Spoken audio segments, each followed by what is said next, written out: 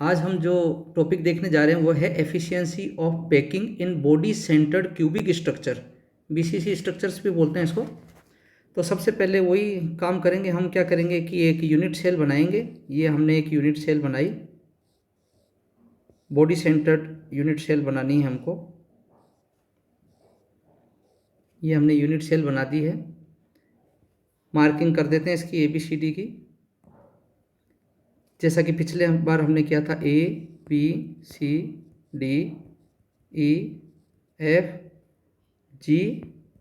और H, ये हमने इसकी मार्किंग कर दी है। ठीक है, अब हम बनाएंगे स्पेयर।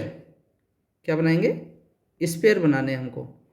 तो बॉडी सेंटर्ड है तो एक इसके अंदर जो होगा वो एक बॉडी के सेंटर्ड में होगा। स्पेयर जो है एक स्पेयर इसके बॉडी के सेंटर में होगा। बाकी कॉर्नर्स के ले लेते हैं हम। तो एक तो ले लिया हमने, ये एक ले लिया, ये इसके बॉडी के सेंटर में ये स्पेयर है। समझ में आ गया? दो तो हमने कॉर्नर्स पे ले लिए, ए कॉर्नर पे और F कॉर्नर पे, और एक जो है बॉडी के सेंटर में है। ठीक है, अब इसको हम एक डॉटेड लाइन से मिला देते हैं, ए को और F को। दूसरा हम देखते हैं कि F और D इसको अगर हम मिला दें तो एक ट्राइंगल हमारे पास में ये हो जाता है। अब देखते हैं कि हमारे पास में दो तरह के ट्राइंगल आ गए हैं। एक आ गया है EF और D, EF और D, एक ट्राइंगल तो हमारे पास में आ गया ये वाला। दूसरे ट्राइंगल की बात करते हैं तो AFD, दूसरा ट्राइंगल ये वाला आ गया हमारे पास में। दूसरा ट्राइंगल ये आ गया, दो ट्राइंगल आ गए। अब हम देखते हैं कि ट्राइंगल EF और D जो है इसमें हमारे पास में कितनी वैल्यूज दी हुई हैं। तो ये तो हम मान लेते हैं B, दूसरे कलर से लिख देता हूँ मैं। ये तो हमने मान लिया B, और ये एज है तो इसको A से लिख देंगे हम लोग। ठीक है, तो क्या लिखेंगे कि ट्राइंगल EFD, इसके अंदर अगर हम B की वैल्यू निकालते हैं B स्क्वायर, तो क्या आ जाएगा A square plus A square. ये पिछले वीडियो में मैंने बताया था आपको कि अगर हम FD स्क्वायर लेते हैं तो क्या हो जाएगा हमारे पास में EF square plus ED square. तो FD हमारे पास में क्या है B, ये रहा B, तो B स्क्वायर इक्वल टू ये एज है A, ये भी एज है A, तो A स्क्वायर हो गया। तो B स्क्वायर कितना हो गया हमारे पास में 2A स्क्वायर। तो अगर B की वैल्यू अगर हम निकालेंगे तो √2 और A हो जाएगा, A स्क्वायर है इसका, A हो जाएगा। तो ये तो हमने देख लिया एक ट्राइंगल के अंदर। अब हम दूसरे ट्राइंगल के अंदर देखते हैं, इन ट्राइंगल AFD दूसरा वाला ट्राइंगल जो है उसमें देखते हैं हम।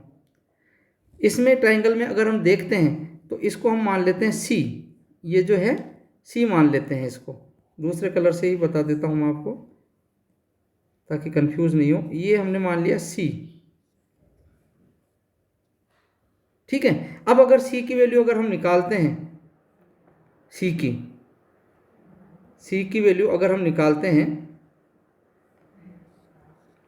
तो C स्क्वायर क्या हो जाएगा A square plus B square. ये वाला जो है वो B हो गया, और ये जो है ये A हो गया, ये यहाँ पे एज, तो A square plus B square. ये जो ट्राइंगल आपने देखा है ये वाला, ये देखिए यहाँ पे इस ट्राइंगल की मैं बात कर रहा हूँ। तो इसमें C की वैल्यू अगर आप निकालेंगे तो ये एक एज होगी A, और ये बीच का B हो गया जो हमने ट्राइंगल EFD में लिया था। अब हम क्या करते हैं कि हमारे पास में यहाँ B की वैल्यू है तो B की वैल्यू यहाँ पे पुट कर देंगे हम। तो A स्क्वायर प्लस √2A, ये हमारे पास में B की वैल्यू है। अब यहाँ पे स्क्वायर है तो हम क्या करेंगे, इसको स्क्वायर कर देंगे। तो C स्क्वायर क्या हो जाएगा A स्क्वायर प्लस √2 की जगह यहाँ पे 2 आ जाएगा और यहाँ पे A स्क्वायर आ जाएगा। तो C स्क्वायर क्या हो गया 3A स्क्वायर। C की वैल्यू अगर हम निकालेंगे तो √3A। समझ में आया यहाँ तक? C की वैल्यू क्या आ गई √3A। अब बात करते हैं C की। ये जो C है देखिए आप यहाँ पे C, इसमें ये हो गया 2R, ये 2R हो गया, ये R है और ये R है, तो कितना R हो गया? 4R, 4R हो गया है। तो C इज इक्वल टू क्या हो जाएगा? 4R। ये इसकी वैल्यू होगी, C की वैल्यू कितनी होगी? 4R। तो C की जगह हम क्या लिख देंगे? 4R। 4R is equal to √3A।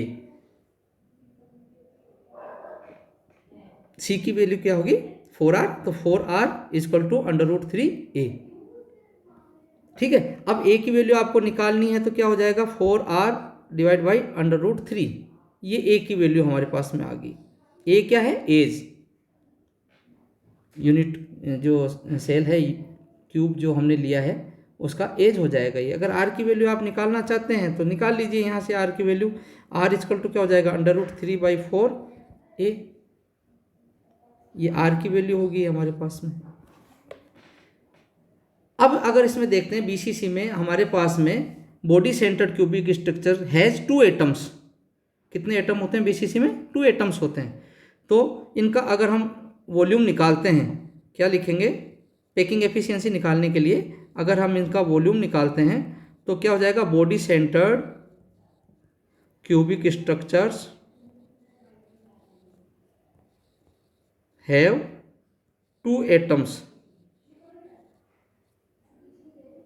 तो इसका हम वॉल्यूम निकालेंगे तो आपको पता है जब भी स्फीयर का वॉल्यूम निकालते हैं 4/3 πr³ से निकालते हैं। यहाँ पे 2 स्फीयर्स हैं तो 2 से मल्टीप्लाई कर देंगे। तो ये तो हमारे पास आ गया स्फीयर्स का वॉल्यूम, जो 2 स्फीयर्स या एटम्स जो इसमें हैं। और टोटल वॉल्यूम अगर हम निकालें यूनिट सेल का, total volume of unit cell, तो ये A³ होता है। A की वैल्यू हमारे पास कितनी आई थी यहाँ पे? ये देखिए यहाँ पे ऊपर A की वैल्यू आई थी 4R/√3। इसका क्यूब कर देंगे हम। ठीक है, यहाँ तक कोई परेशानी नहीं होनी चाहिए। अब पैकिंग एफिशिएंसी अगर हम निकालें तो जो पिछले वीडियो में हमने फॉर्मूला देखा था वो यहाँ लगाएंगे। पैकिंग एफिशिएंसी, इसको 100 से मल्टीप्लाई करते हैं तो परसेंटेज में आ जाता है। क्या लिखेंगे? वॉल्यूम ऑक्यूपाइड बाय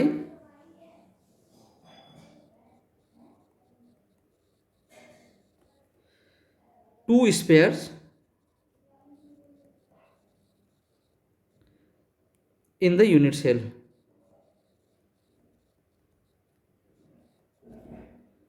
और नीचे क्या आ जाएगा? Total volume of the unit cell.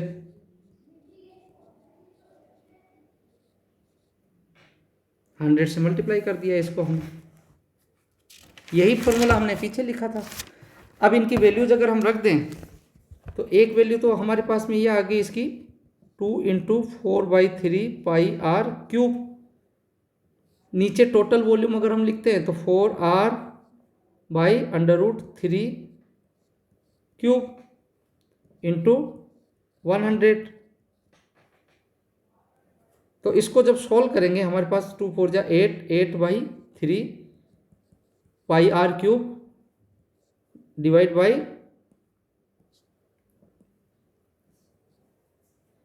कितना हो जाएगा? 64R³/3√3।